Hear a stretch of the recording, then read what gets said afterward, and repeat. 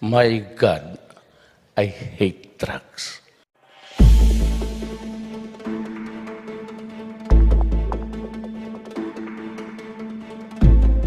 This is the newsroom on CNN Philippines. Welcome back.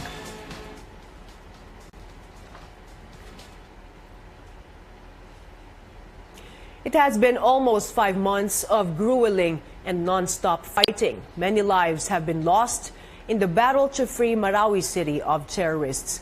Now the military is targeting to end the war today. George Cahiles tells us if they'll finally meet this target. On the day the Marawi war is set to end, fighter jets fly over the city, although this time no bombs are dropped.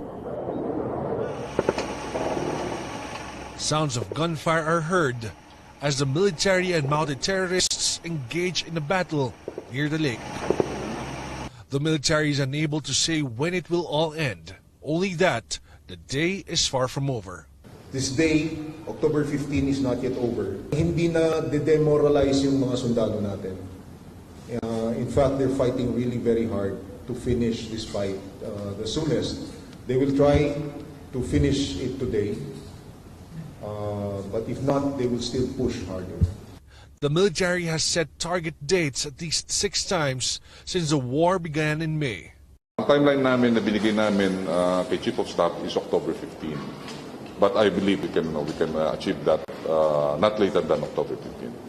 It says the lives are at stake, with about 100 civilians still with the terrorists and thousands of soldiers and policemen fighting the Maute. Our soldiers are really excited, or looking forward to the end of this war.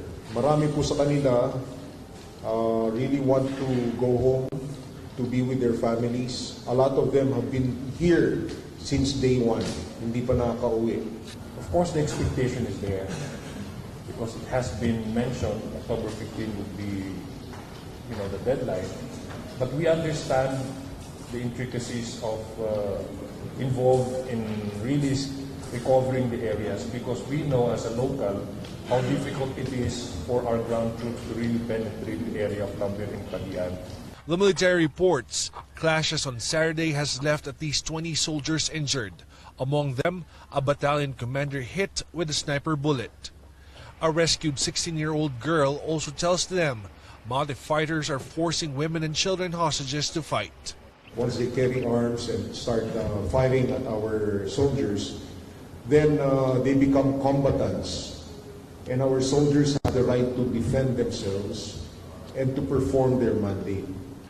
As for the government troops, they are eager to finish the fight and go home to their families. Authorities and thousands of evacuees hope rehabilitation work will begin soon for Marawi to rise from the ruins.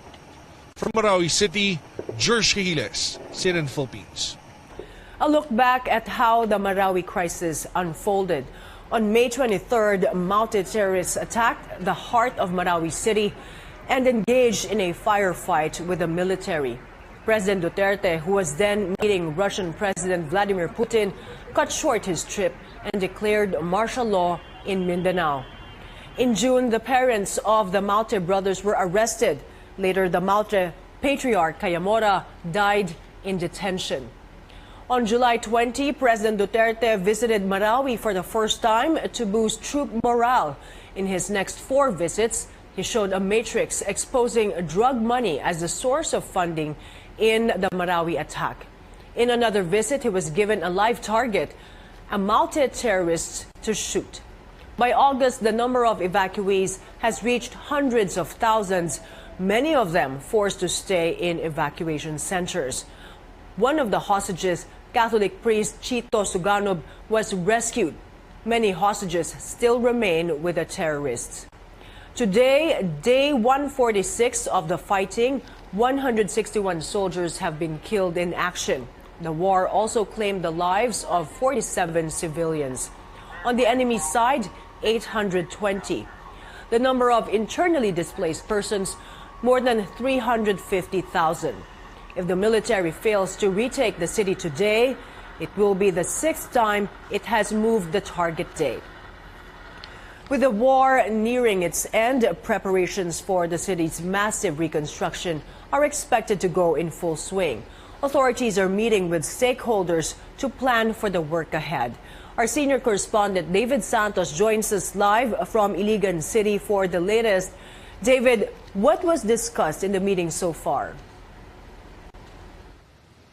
Well, my recommendations and more recommendations. Well, this afternoon, renowned urban planner June Palafox met with members of Task Force Bangon Marawi. Earlier today, leaders of the different traditional royal families in Lanao also discussed proposals on how rehabilitation should be carried out. Now, Marawi Mayor Mahul Gandamra, speaking before Sultanate leaders, says any rehab plan should be, quote, sensitive to the cultural and religious aspirations of the Maranaos. Gandamra says the local government has its own rehab plan amounting to more than 48 billion pesos. Now, he's set to present this in a meeting with some of President Duterte's cabinet members middle next week. Now, of this amount, Gandamra says 16 billion pesos will go to a compensation fund for owners of destroyed homes.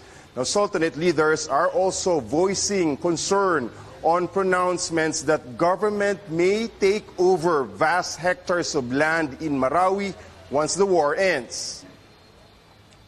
Ang mga lupa na yan ay para sa amin talaga yan. Hindi namin alam na may mga military reservation pala. The idea of June Palafox, he wants Marawi to do a Hiroshima or Nagasaki in Japan. That is to preserve the war ruins in the old city of Marawi and build an entirely new center where better urban planning can be implemented. Old city and create a new city, learn from the mistakes. Magiging urban laboratory pa, mistakes made. Kasi it's not security by design. Of course, the much-anticipated liberation of Marawi remains as the primary concern for residents here.